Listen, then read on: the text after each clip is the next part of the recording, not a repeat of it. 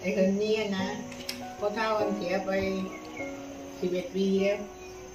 ไอ้พ่อเท่าก็ทิ้งเงินไว้ไม่เท่าก้อนหนึ่งไม่เท่าก็เอามาจัดการบริหารต่อยอดแล้วก็ทำไอ้นั่นเนี่ยทำกันไว้น้องว่าเป็นการศึกษา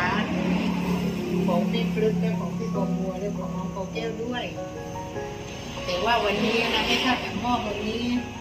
ให้พี่พลึกก่อนเพราะพี่พลึกเกิดก่อนเข้าใจไหมน้องกบัวกับโกแก้วอ่ะ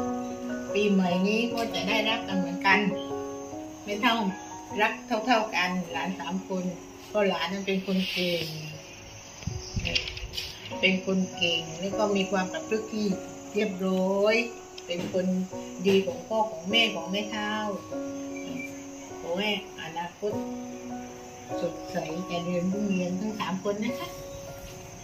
เอาตรงนี้นะคะ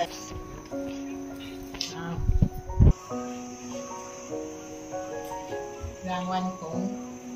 เด็กดี